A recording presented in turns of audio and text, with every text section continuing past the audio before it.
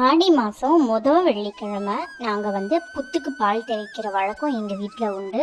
அதனால வெள்ளிக்கிழமை நான் சேமியாவும் ஜவ்வரிசியும் போட்ட பாயசம் பண்ணியிருக்கிறேன். எப்படி செய்கிறதுன்னு பார்க்கலாம். ரொம்ப ரொம்ப க்ரீமியாக வந்தது. கண்டென்ஸ்டு மில்க் எதுவுமே சேர்க்கலை. வாங்க எப்படி செய்கிறதுன்னு பார்க்கலாம். அதுக்கு முன்னாடி நம்ம சேனலை மறக்காமல் சப்ஸ்கிரைப் பண்ணிவிட்டு பாருங்கள். ரொம்ப ரொம்ப ஈஸியாக செஞ்சிடலாம். முதல்ல பாலை காய்ச்சிக்கலாம். பாலை காய்ச்சினா தான் பால் தெரியாமல் இருக்கும். ஜவ்வரிசியை சுடு தண்ணியில் நான் ஒரு 10லேருந்து 15 நிமிஷம் வரைக்கும் ஊற விட்டுருக்கேன். அப்போ தான் ஒன்றோட ஒன்று ஒட்டாமல் வரும். பாலை காய்ச்சிட்டு தான் எப்போவுமே பாயசம் செய்யணும், இல்லைன்னா திரிச்சரியாக ஆகிடும். இங்கே பாருங்கள், பால் நல்லா காஞ்சிருச்சு. இப்போது பால் காஞ்சிருச்சு. பால் காஞ்சதுக்கப்புறமா நம்ம சுடு தண்ணியில் ஊற வச்சுருந்தோம் இல்லையா, அந்த ஜவ்வரிசியை தண்ணியெல்லாம் வடிச்சிருங்க. தண்ணியெல்லாம் வடிச்சிட்டு கொஞ்சம் கொஞ்சமாக இதில் சேர்த்து நல்லா கிண்டிகிட்டே வாங்க. அந்த பால்லையே ஜவ்வரிசி வெந்துடும். இப்போ கொஞ்சமாக சேமியா போட்டுக்கிறேன். இதில் சேமியாவையும் நான் அப்படியே தான் சேர்க்குறேன், எதுவுமே வறுக்கலை. ஏன்னா இது வறுத்த சேமியா தான். பால்லையே சேமியா வெந்தால் தான் நல்ல டேஸ்ட் கிடைக்கும் இந்த பாயாசத்துக்கு. சில பேர் தண்ணியில் வேக வச்சு போடுவாங்க.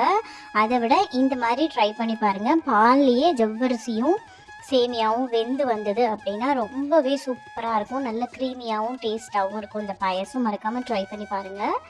கமெண்ட்டில் எனக்கு எப்படி இருந்துச்சு அப்படின்னு சொல்லுங்கள். இது நான் முந்திரி பருப்பு போட போகிறது கிடையாது. வாங்க என்ன சேர்க்குறேன் அப்படின்னு வீடியோவோட லாஸ்ட்டில் சொல்கிறேன். இப்போ நம்ம பக்கத்துலேயே இருந்து கிண்டி கொடுத்துக்கிட்டே இருந்தோம் அப்படின்னா மீடியம் ஃப்ளேம்லேயே வச்சுருங்க. பொங்க அதாவது பால் பொங்கி வரும் இல்லையா, அப்போ நம்ம கலரி கொடுத்துக்கிட்டே இருக்கணும். அப்போ தான் உங்களுக்கு அந்த க்ரீமி பதத்துக்கு வரும். இந்த பாருங்கள், நல்லா வெந்துருச்சு. ஜவ்வரிசியும் சேமியாவும் நல்லா வெந்துருச்சு. ஓரத்துலலாம் இருக்குது பார்த்திங்களா, அதெல்லாம் எடுத்து விட்டு கலருங்க. இன்னமும் சூப்பராக இருக்கும். உங்களுக்கு வேணும்னா இந்த ஸ்டேஜில் கண்டென்ஸ்டு மில்க்கும் சேர்த்துக்கோங்க. நான் 3/4 கப் அளவுக்கு சர்க்கரை சேர்க்குறேன். நீங்கள் கண்டென்ஸ்டு மில்க் ப்ளஸ் சர்க்கரை அதையும் சேர்த்துக்கலாம். நான் கண்டென்ஸ்டு மில்கே சேர்க்கலை. இதில் வெறும் சர்க்கரை மட்டும் 3/4 கப் அளவுக்கு சேர்த்துருக்குறேன். இப்போ பாருங்கள், ஓரத்துலலாம் ஒட்டி இருக்குது பார்த்திங்களா, அதெல்லாம் எடுத்து நல்லா இந்த மாதிரி கலரி விட்டுக்கோங்க. நல்லா வெந்துருச்சு பாருங்கள், சூப்பராக இருக்குது. க்ரீமியாக வந்திருக்கு, பார்த்தாலே தெரியும். இந்த ஸ்டேஜில் கொஞ்சோண்டு பச்சை கற்பூரம், ஏலக்காய் நசுக்கி வச்சுருக்கேன். பச்சை கற்பூரம் போட்டிங்கன்னா வீடும் நல்லா மணமாக இருக்கும். அதே சமயம் பாயசமும் சூப்பராக இருக்கும். ஒரு தெய்வீக மணம்னு சொல்லுவாங்க பார்த்திங்களா, அந்த மாதிரி இருக்கும் பாயசம்.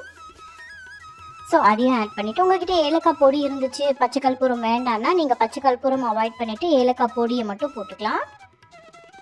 இங்கே பாருங்கள், சூப்பராக ஈஸியாக இந்த பிகினர்ஸ் கூட செஞ்சிடலாம். நான் பக்கத்துலேயே இருந்து கிண்டி விடுறேன்றதுனால இந்த பாருங்கள், பொங்கி வருது. நான் பக்கத்துலேயே இருந்து கிண்டி கொடுத்துக்கிட்டே தான் இருக்கேன், இல்லைன்னா அடி பிடிச்சிரும். இந்த ஸ்டேஜில் நான் பிஸ்தாவை நசுக்கி வச்சுருக்கேன். பிஸ்தா பொடி பண்ணி வச்சுருக்கேன், அதாவது குட்டி குட்டியாக கட் பண்ணி வச்சுருக்கேன். இல்லை மிக்சியில் வைப்பரில் போட்டிங்க அப்படின்னா இந்த மாதிரி கொஞ்சம் திரியாக இருக்கும். சூப்பராக இருக்கும் இந்த பாயசம். மறக்காமல் ட்ரை பண்ணி பாருங்கள். உங்களுக்கு வேணும்னா நெய்யில் முந்திரி பருப்பு வறுத்து இதில் போட்டுக்கலாம். இங்கே பாருங்கள், சூப்பரான ஜவ்வரிசி சேமியா பாயசம் அம்பாளுக்கு ரெடி ஆயிடுச்சு. நீங்களும் மறக்காமல் ட்ரை பண்ணி பாருங்கள். அம்பாளோட அருள் எல்லாருக்கும் கிடைக்கட்டும்.